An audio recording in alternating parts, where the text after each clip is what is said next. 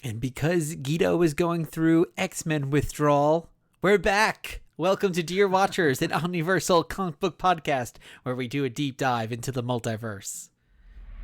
We are traveling with you through the stories, the worlds, and the X-Men comics that make up an omniverse of fictional realities we all love. And your X-Men blue and gold team leaders on this journey are me, Guido, definitely blue team. Well, I guess that makes me gold team, but I don't quite know what that is. Who was gold and who was blue back in the day? Well, blue was like the Cyclops team, gold was the Storm team. Oh, okay. And you don't want to be on the Storm team? I mean, it changed over eras, but I don't know. Blue was predominantly the Jim Lee adjectiveless X-Men, so that was like really the X-Men that I'm rereading right now. Gold was like Uncanny, where they started introducing other people. So, don't know. Love them all. No, there's no better. There's no worse. That's Blue and gold true. are equal. Mm-hmm. Wait, isn't that like the dress? Wasn't that the dress, blue and gold? Well, I think it was. That's so Was funny. there not? I'm sure people made X-Men memes. Was at there the an time. I X-Men just don't meme? There remember. had to have been. I'm Anyway, sure there were. before we begin our trip into the X-Men world yet again, Guido, what's new with us in our little section of the multiverse? Well, it's weird. It's gotten bigger. People who follow us online, and certainly people who listen to us, know that we have this whole other project. We have a store. We do screenings. But if you follow us online, you also saw we just launched a whole other podcast with that side of our lives. So it's kind of crazy that we scaled this one back to every other week, and now we're going back up in volume of time on a microphone that people can listen to us in their headphones. Mm-hmm. So we would love for you to check us out over at the Sleepover Retro Countdown Show. You can find it wherever you're listening to us now on Dear Watchers. And the different thing is we're also uploading videos of the Sleepover Retro Countdown Show. So people who have spent all these years just listening to us talk can now watch us talk too. That's what the kids do these days. That's what I've been told.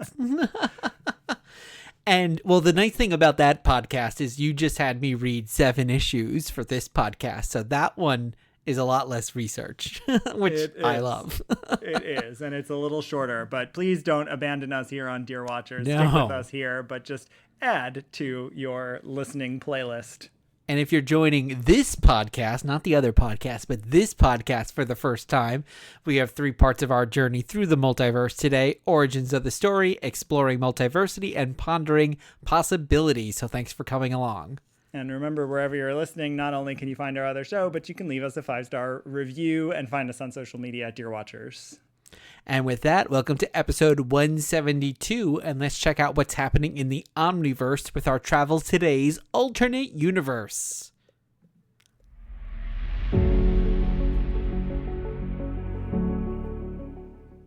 And today we are answering the astonishing question: what if Jean Grey was resurrected instead of Colossus in Joss Whedon's Astonishing X-Men run? That's a loaded question. And this is a story to penetrate. And we'll talk all about that. We've covered the X-Men countless times, obviously. It's my major fandom. So you can go to dearwatchers.com and click episodes and search our past episodes to see all the times we've covered X-Men. But we have never touched this run, and I have been eager to. So the core run that we covered in this is from the Prime Earth 616, and the alternate Earth is Earth 12224. It has never been visited again. This is its only appearance, and we'll get into all that in our second segment. Well, before we do that, Guido, what is your background with this run of X-Men? Because you are our X-Men connoisseur. For folks who don't know, you almost have every X-Men comic ever published in your collection. So this particular run was a really important one in my X-Men reading history because when I was in college, it it was the only time in my life that I stopped buying comics regularly, in part because I just couldn't afford to. So for probably 3 years of college, I wouldn't really read comics. I'd occasionally go buy some places. And the year that I finished, here comes this announcement of Joss Whedon writing X-Men. And so it was a brand new day. This was the moment I started buying issues again. And then I actually spent about a year going back and rebuying every issue from the 3 years I was in college that I missed. So didn't end up saving any money in the long run. But this was a really important moment in X-Men. It revitalized the franchise after the Grant Morrison run, which had really been a significant and important reboot. It started to taper off and needed another fresh start, new blood. And so I read it from start to finish after Joss leaves. I kept reading Astonishing X-Men. And I mean, since 2004, I've never looked back, and there's never been another lull where I haven't read comics.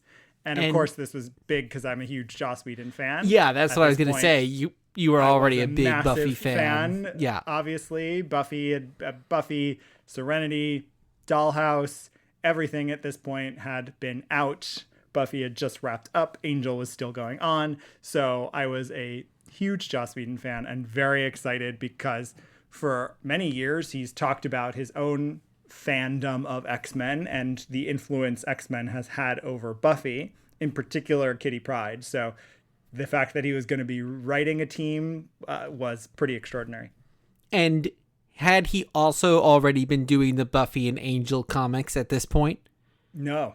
Oh, okay. Comics because he only did the sequel series. Those were the only ones he was involved in. Prior to this, he had done an anthology book called Tales of the Slayers, but otherwise all of the Buffy comics are those kind of canonical miniseries that most licensed tie-ins have. And the canonical season 8 Buffy series was not until after this. Oh, okay. So this was really... serves, this was his first ongoing comic project. I'm pretty sure it was. So, yeah, what about you? I mean, do you feel like you even knew about this before I introduced you to it? No, not at all. I think somewhere in the back of my head, probably from hearing from you, I knew that Joss Whedon had worked on the X-Men in some capacity. But no, I couldn't have told you that he worked on this, and I couldn't have said like who was the team at this point. So no, this was very new to me, and you even had to give me a little bit of prep as to where this is falling in the whole X-Men timeline. Yeah. Well, then that seems like it's time to dive right in. Let's go into our origins of the story. Right now, on this very show, you're going to get the answer to all your questions. Our amazing story begins a few years ago. So this is Astonishing X-Men number 1 through 6 from Marvel Comics. Came out July to December 2004, and this storyline, I guess, is entitled Gifted. Yep, and it's written by Joss Whedon, penciled and inked by the late, great John Cassaday, colored by Laura Martin, lettered by Chris Eliopoulos, edited by Mike Martz. You have a picture of this John Cassaday art hanging on the wall in the office that you sit in because it was previously my room before it became your office. It's hidden away to the right. You can't really see it because I was going to say, wait a second, I don't even know where it is. I know exactly where it is because it's signed by John Cassaday, and I was very lucky to get that piece. Anyway, Astonishing X-Men number 1 through 6. This is a reboot, if you will. There had been an Astonishing X-Men title twice prior to this. One was the part of the Age of Apocalypse. This was one of the titles that they used to create these alternate titles. And then there was a mini series after that. But this is the first ongoing volume of a book called Astonishing X-Men. So for those who haven't read this series, first of all, what is wrong with you? But more importantly, the team that this consists of is Emma Frost, essentially as the team lead. Xavier's out of the picture at this point. So Emma's leading the school, and she is joined by her now lover and partner, Cyclops, and they are joined by Beast, Wolverine, and Kitty Pryde. And that's essentially the team up until the big reveal of this storyline. Yeah, so where had some of the, like Storm, for example, some of the other people that we super associate with the X-Men, Rogue, Gambit, they were just out of the picture at this point? No, they were in other titles. So this was one of the times where they sort of split people off in different ways. This might have been the era. I mean, Storm might have been at Black Panther at this point. So she was with T'Challa. So that might have been how they explained that. But this was obviously only one of the X-Men titles, Astonishing. And so this was focusing on that team at the school. And so before we get into the big plot that's especially relevant to our multiverse today, what do you think reading this overall for the first time? Yeah, I really enjoyed it a lot. Very well written, so much so that I did look a bit ahead, knowing me that I wasn't probably going to sit down and necessarily read tons of future issues, but I was like, well, I do want to just sit know and read what's the gonna omnibus. But yeah, I think the thing that really stands out here, well, two things. I think John Cassaday's art is really fantastic. Yes. And also, of course, just Joss Whedon's writing. It really crackles. And you mentioned Kitty Pryde before, and I think especially having that character kind of re-enter the story at the beginning, having been away from the X-Men. So we're seeing a lot of this storyline in some ways through that character's eyes, and also having her way of speaking be very similar in many ways to Buffy, or the kind of whole Buffy verse. Like, she's very sarcastic. So I think that definitely, because obviously there's some big, heavy, dark ideas that are at play in these first 6 issues, and having that sense of humor as a counterbalance, I think, was a great idea, and certainly something that Joss had brought that kind of push-pull to so much of his work. Well, I think you can hear his extraordinary writing and character voice in Emma and Kitty and all of them, really. Yes. But definitely the sarcasm. The other thing I noticed, and it's probably one of the earlier times where it's done consistently. Writers might have done this because Marvel's always been set in the real world, but Joss is known for, on Buffy, really changing the way that on TV, for the most part, TV show worlds existed separate from our world. And so he was really famous for making pop culture references where the characters watch Star Trek, right? Like that kind of thing. And it doesn't seem that novel now, but in 1997, it was quite novel to have characters on a TV show referring to other TV shows or movies. And he does that here. Like Kitty Pryde comments on the Sorting Hat when she gets to the school. Yeah. And so like, I love that aspect of it. Like he's really pulling it into our world, our references, our way of speaking. And so I think that's one thing he does really well, and that shines here. What's interesting with that, though, too, is, and I think the same thing is about with Buffy, even though this is now over 20 years ago, which is probably hard to believe, it still doesn't feel dated when you have those references. No, that's true. And maybe because something like Harry Potter is almost like Wizard of Oz now for us, right? Like it's not of a specific time. You can kind of reference it. So there's not like if they were suddenly mentioning something that came out directly in 2004 and reading or it like now, a political election or something from that year. Yeah.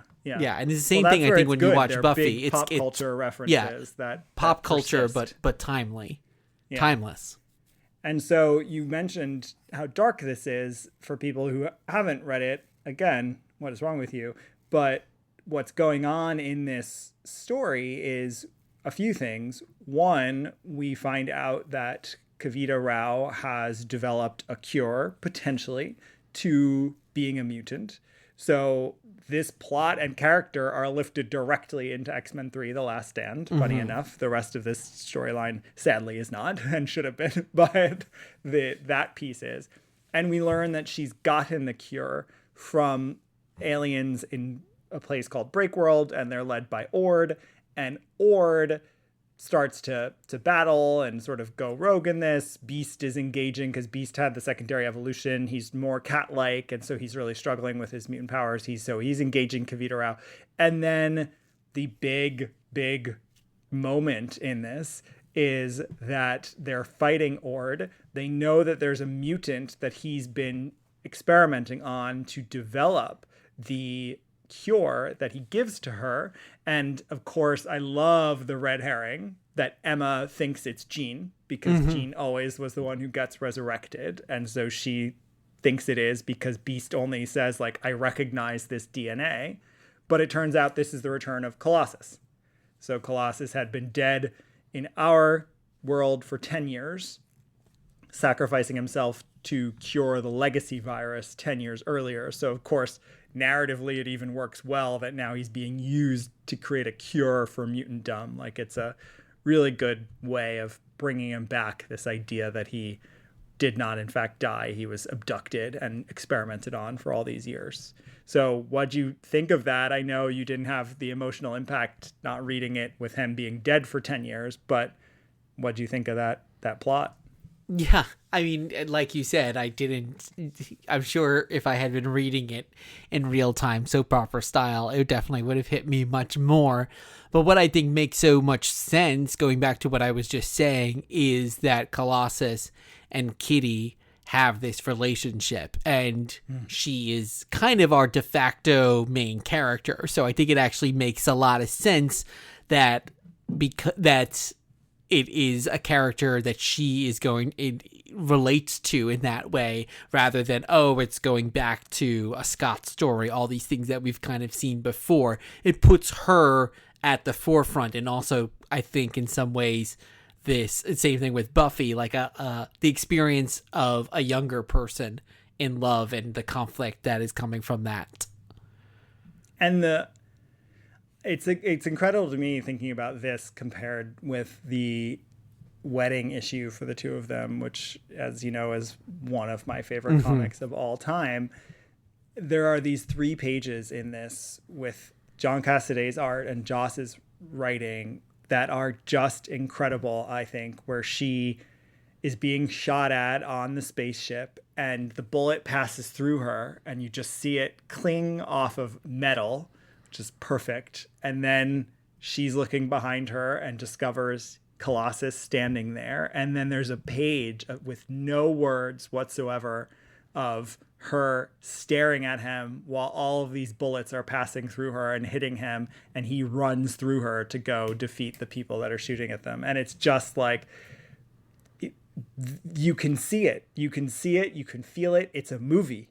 And that's the other aspect of this that you and I have talked a lot about with Jonathan Hickman's work. And I think this is very proto-Hickman in that, like, this is the MCU. You can see why Joss was hired to be the MCU architect. And it's all here. It's here, and this is years before he started to do that for Marvel Studios.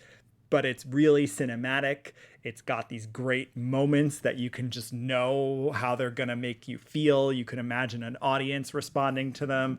They're visual, but there's so much depth in them, regardless of the words that are being spoken or not. I mean, it's so jumps off the page. Yeah, and even in that, going back to what we were saying, there are still moments because, of course, you have this emotional return of Colossus, and there's a heaviness to that. But then at the same time, you have, I think it's Emma who's like, wow, he's really kept in shape or something like that. So there's these ways that he is diffusing this heavy story with humor. Yes, I totally agree. Yeah, and mainly through Emma. She is extraordinary. Yes. I think that Emma's voices through Joss Whedon and Kieran Gillen and Jonathan Hickman, I think those 3 have really just turned her into something else. And this is really kind of the start of it. It was Joss's run of her. Grant Morrison has a good way of making her sassy and snarky, but I think Joss gets her sassy, snarky, and heart in here quite a bit, especially around her relationship with Scott and her jealousy. At one point she says, like, you know, it's impossible to compete with a dead woman. And so you really just feel for her. She's not the anti-hero anymore. She's now really, this is where she moves squarely into hero. Yeah. And I love that. And you could say maybe there's even like a Cordelia Chase element to her there. And I was thinking, I wonder if this was done on purpose, but when you have Buffy, you basically have the four kind of core characters that are always there. Then you have Spike coming in, you have Cordelia coming in, and they keep it pretty tight. And I'm wondering if when Joss was working on this, he was like, you know, I can't have 12 characters to deal with. Like that's way too much. So I'm gonna get this like group of 5, and like he's gonna have a relationship with her, and it's gonna work a lot easier that way. Of course, we are getting like a Beast versus Wolverine fight. We get a Wolverine versus Cyclops fight. So we get all those dynamics in here. But I think that definitely I could see the connection between this and Buffy. It's like, okay, you can't have more than like 5 or 6 people tops. Yeah, and I think some of that is because his writing, not only in the voice but also in the plotting, is so character based. Everything about it is the character, which is what makes it so timeless and so good. And so I think you can only do that with a smaller cast, because you need a lot of time with each of these characters ultimately. Now, you said before you had stepped away from comics a bit before you returned to this, and this was kind of your gateway back in. And of course, you're always X-Men are the top of your list. How do you feel about this being an entry point? Because for me, as someone who's a much more casual reader and has only read these here and there, I think the X-Men might be the most intimidating of all the comic book franchises, just because, as I just said, there's so many characters, so many people who are dead and then they're coming back to life, and it seems much more complicated than like Batman or something like that, where it's like it's not changing all that much. But X-Men, it's like it is a soap opera. Well, and it is definitely a soap opera, and in the best way possible. And I think the other thing that distinguishes it, at least from historic Batman, I'm sure over the last 20 years, there's a lot more character depth and evolution in Batman. But it is a soap opera in the sense that I hope, and you'll have to confirm this, I think someone could pick this story up and read it as a little bit of an entry point. But obviously, it also is that much better and that much richer and that much more interesting if you know some of the references. And now you're someone who knows some of the references, but not all of them. And I'm someone who generally knows all of the references. So I think just like when people talk about how do I enter the MCU at this point, I think, or if someone were to like start watching Days of Our Lives at this point, something like that, like you just kind of have to start. And then if you like this, there are other places to go that'll keep enhancing your experience and keep bringing you more and more of that. I think there are definitely moments in X-Men that are impenetrable, but I don't think this is one of them. I think that because he has such a clear and distinct voice, I think someone who's never read X-Men and is like, where do I start, could start here. What do you think?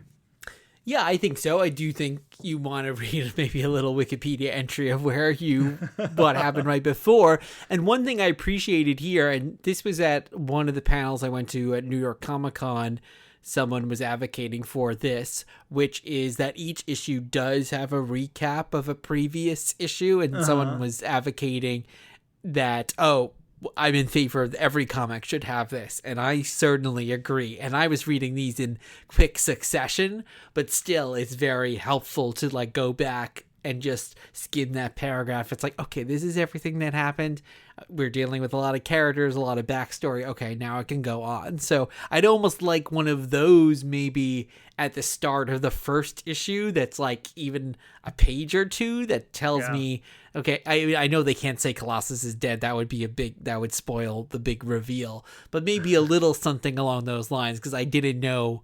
Like, I knew Jean was dead from here, but like, do I need to know why she's dead? I don't quite know where Xavier is at this point. None of that's stopping you from enjoying it, but my mind was like, okay. Maybe the biggest thing here actually was the villain and this alien race, which feels a little incongruous to me to the rest of the issue. You'll get more time with him later if you keep reading. So, and he's a new character that Joss created, well, and that was my biggest question, was like, is this a character I'm supposed to know? Is this like a race or planet I'm supposed to know? And then I did see I'm not, but I wish maybe that had been a little bit more held my hand a little bit with that character and that whole planet, because I never like necessarily, except for the Phoenix Force, I never love like the X-Men when they're dealing with aliens as much. My personal preference. yeah I agree. All right, well, I think we've covered everything in this incredible first 6 issues of an incredible run, but what if we changed one of these details? Ooh, well, it's time to explore some multiversity.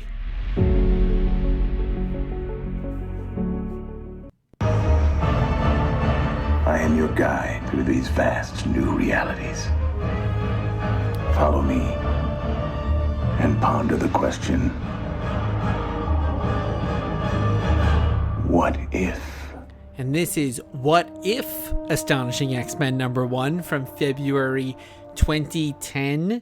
And it's entitled and asking the question, what if Ord resurrected Jean Grey instead of Colossus? I know what you're all saying. Who is Ord? Well, yeah, I guess you have to read the comic. Yeah, well, so this is from a series of what ifs. This was the era where for a few years they would do what if one shots, and they would do them based kind of on events and kind of on other moments, modern moments in particular. And so this was one of them, this What If Astonishing X-Men #1. There are multiple stories in here. One relates to the later end of Joss Whedon's run, but our focus is this one, which is written by Jim McCann. Now, Jim McCann is a comic book writer who got his start in soap operas, in One Life to Live. And he's someone I'm a fan of. He's worked on New Avengers. He's worked on Hawkeye and Mockingbird. He did a bunch of these what ifs at that moment. But he also is someone who created, what is the name? Well, he did Return of the Dapper Man. He created a few comics on his own outside of Marvel and DC. And honestly, I haven't heard his name in some years, so maybe he went back into TV. But he's a good writer. This is penciled by Ibraim, Roberson, and David Yardin.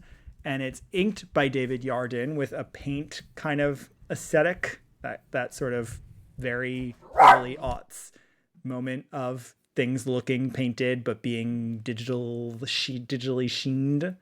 And it's colored by Kai Spaneth and edited by Justin Gabry and AJ Fierro. So in this, to give a quick summary for people who haven't read it, here on Earth 12224, we get pretty much the same exact setup of Astonishing up into the moment that they are fighting with Ord, the moment where in the comics Colossus would have been revealed. And all of a sudden, it is Jean who's alive. Now, then a whole lot happens, obviously, around Emma and Scott. But there's a whole set of information that you would have been missing from this comic that happened in a series called X-Men Phoenix War Song, which was the sequel to End Song. So at this point, to give you a little background, and then you can talk about whether or not it worked for you not to have this background. Jean's been dead. It's a big deal. She's supposedly going to be dead forever at this point, permanently dead. They do a great story. Greg Pak does X-Men Phoenix War Song, End Song, brings her back sort of as a spirit for a moment, but then puts a nail in that coffin, literally. Then you get X-Men Phoenix War Song, which tells the story of the Stepford Cuckoos, these characters who were created during Grant Morrison's run, who are clones of Emma's, and they each end up taking in a part of the Phoenix Force. So that's an important part of this plot, because in this plot, Jean is resurrected without the Phoenix Force. And the Phoenix Force, of course, sort of awakens, and through Cassandra Nova manipulating Emma Frost, looks to come and take Jean back, if you will. And that leads to the final conflict in which Kitty Pryde murders Emma by ripping her heart out. Yeah, Because it's the very Phoenix Force Temple of Doom. Yeah, it is. The Phoenix Force has consumed her. She has killed Beast at this point. Yes. And that's essentially the plot of this What If. So, okay, you had none of that information. I did not give it to you. How did you enjoy this? How were you able to access this, missing a huge chunk of the lore? I think I honestly didn't even know I was missing something with the lore there. That's good. Because it plus I think in some aspect I just chalked it up to I don't really know all the ins and outs of the Phoenix story, and that is many, many years of storytelling. So I was like, okay, there's the Phoenix. I know Jean's had it. It seems to be gone now. It's somewhere else. Like I didn't feel like I needed that aspect to enjoy the rest of this story. That's good. So did you enjoy it?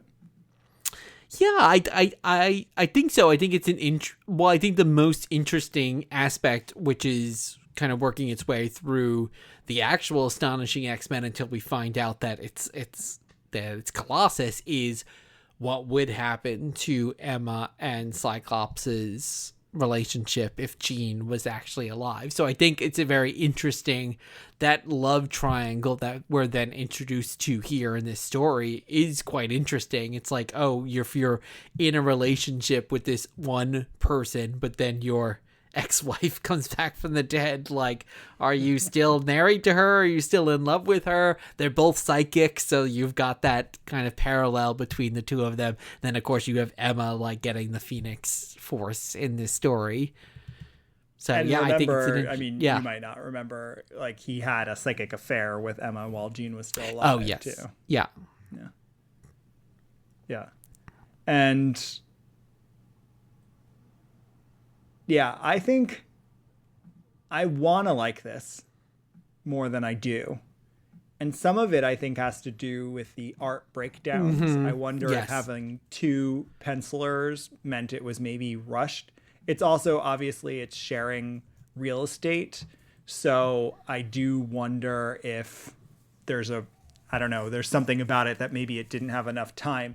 Because I think some of the action, especially early on, and comparing it to like those John Cassaday pages, not even art-wise, but just breakdown-wise, like narrative-wise, they're rushed and you can't follow what's happening and the action, and you never have a moment of Jean's return. Like, she literally is just on a normal panel. Like, she's just all of a sudden standing there on a panel. There's no like zoom in, nothing. So there is a aspect of this visual storytelling that it does not work for me and feels a little rushed, and would have, I think, helped it a little bit more. I agree. I think the art in general, and maybe this is compared to the very beautiful art of the actual Astonishing, and reading these so back to back was a bit more of a letdown there. But I think the core story of this love triangle, and there's been always so many love triangles throughout X-Men history, is a very interesting one regardless. It does put, as I was saying, I think the emphasis in the actual Astonishing X-Men is more like Kitty is our kind of de facto lead in many ways, and she's definitely pushed way to the side here for the Cyclops Emma Jean relationship. So I think in many ways there, the what if question fundamentally changes the whole setup of this team because Kitty is no longer our emphasis. Mm-hmm. Yeah, that is true. Would you want to read, having read 6 issues of Joss's Astonishing, let's say Joss had resurrected Jean, would you want to read that run more or less than the Colossus resurrection run? It's hard to say because I don't really have any actual relationship with Colossus and Kitty as a characters. If I did, I would imagine I'd go, oh yes, I want to see this relationship between the two of them. Not knowing that, I'd probably go with the Jean, Emma, Scott relationship.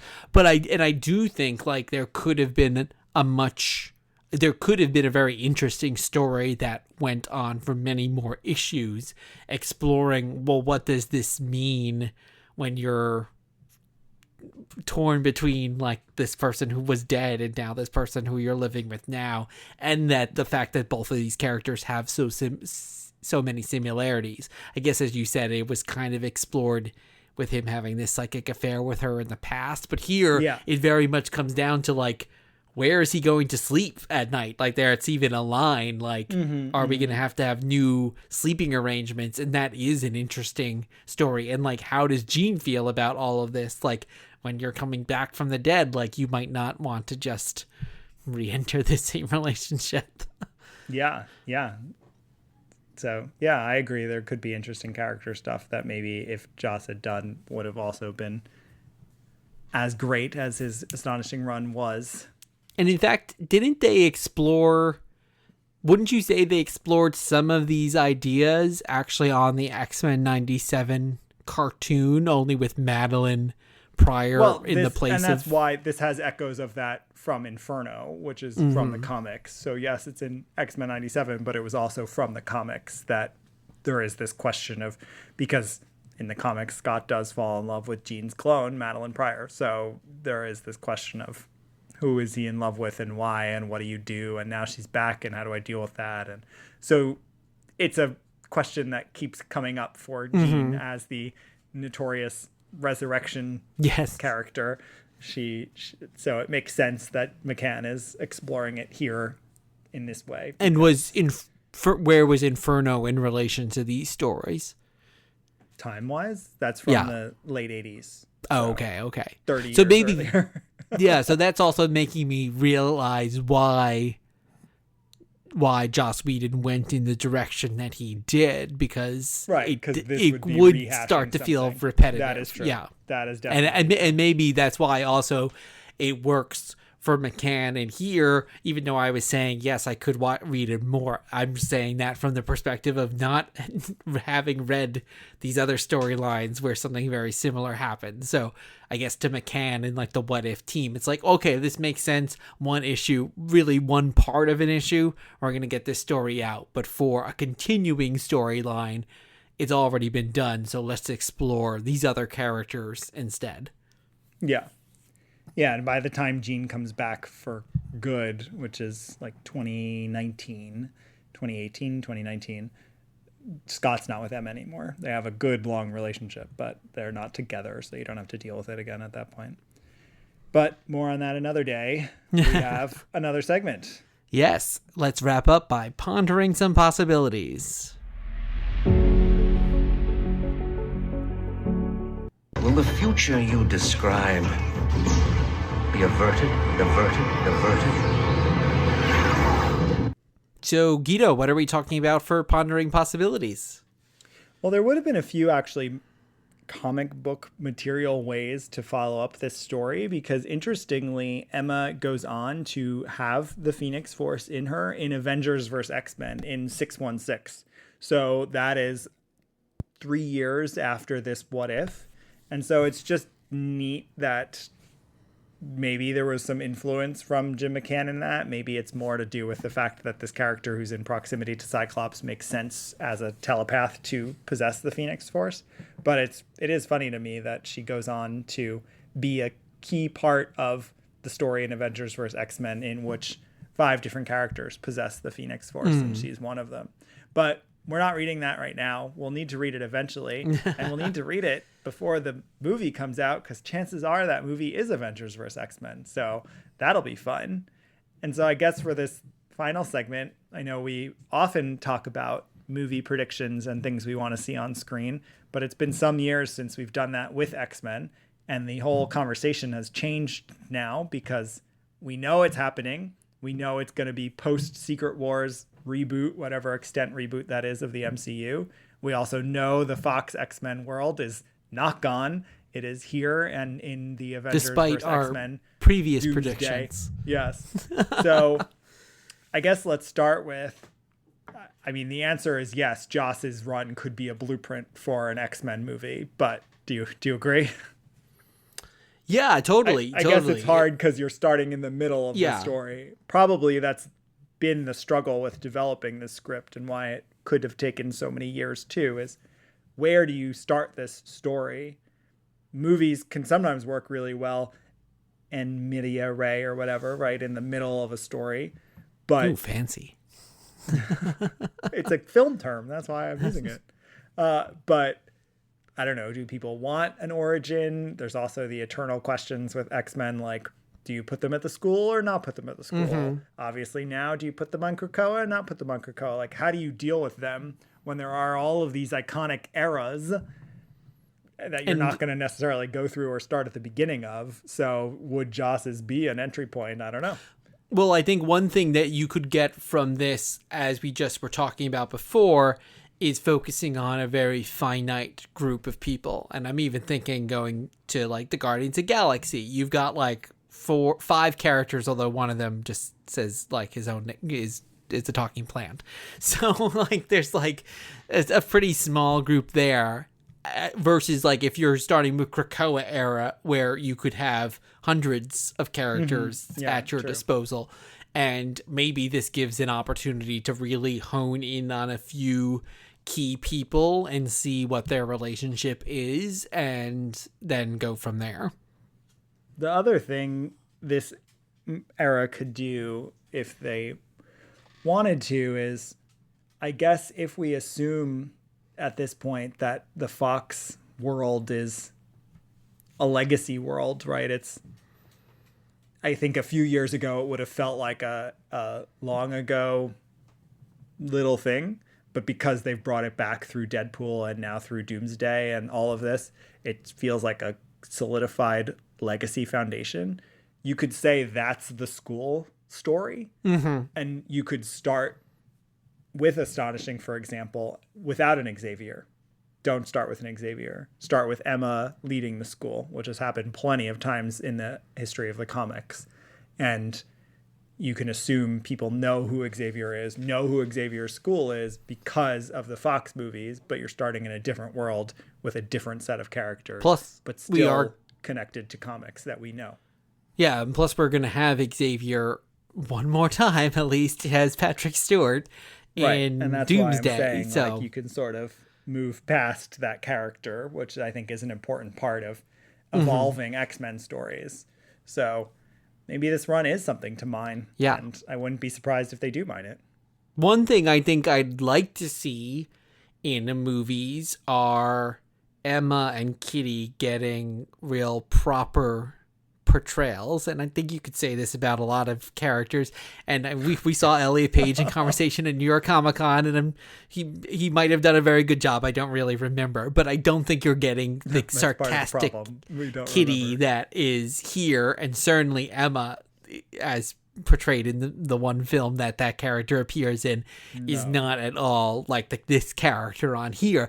And when you think about especially the how prevalent both of those characters are, the fact that Emma was leading the team here, having a relationship with Scott, that Kitty was such a core character for so many years and was like the way, really an entry point for the reader in many cases, and that neither of them have really gotten proper film portrayals in many ways. I think true. Like both of them would be very ripe. And maybe shake it up. It's like, okay, we've got, I know you have to have some of these other characters, but maybe we can focus on these new characters that will feel very fresh. Yeah, I think that's great. They have such a good antagonistic mentor-mentee relationship. They ultimately, I mean, you're right. Emma has led the team multiple times. She has her own team in the 80s of students, but then here Grant Morrison runs, she's involved. Here she's leading the school, goes on to do that. And now this is over the last 20 years. So yeah, we can squarely put her in that role. And then in the Krakoa era, Kitty, who starts going by Captain Kate at that point, has her own team and is leading them. And so both of these characters have such vast arcs and so much evolution, and we've never seen any of that on screen. We've seen incredibly two-dimensional, short, brief things, which is true for a lot of the characters, but certainly these two, you're right, might be up there in terms of the most inversely related on-screen and comic book appearances. I think so. Yeah. So, and it would relieve you from having to overcome, like Professor Xavier, for example, has had two actors who have given pretty iconic performances who as are him. both really well liked. So exactly. So let's move away from having to even deal with that kind of struggle and maybe focus on Emma, who is going to be much more of a blank slate for most people. Yeah. I love that. I really am. Now I'm hoping this is the run that we're using for the template. I think it's a good balance. It balances the kid side, the adult side too, which you didn't get to see so much in these 6, although you saw it a little bit with like the one person who wants the cure. So like there's always these stories with the kids, but the focus is the adults, which I think would make for a good movie too. Can have plenty of mutant young people around and tell little stories with them, but at the end of the day, you'll get the most drama from the lives of these adults. Yeah, agreed. So, all right. Well, yes, you're right. We needed more X-Men in the world. I needed more X-Men on my nightstand. We all could use more X-Men all the time. But for now, that is a wrap. Dear watchers, thank you for listening. I have been your blue team leader, Guido. And I've been your gold team leader, Rob. The reading list is in the show notes. Follow us online at Dear Watchers. And leave us a 5-star review wherever you listen to podcasts. We'll be back soon with another trip through the multiverse.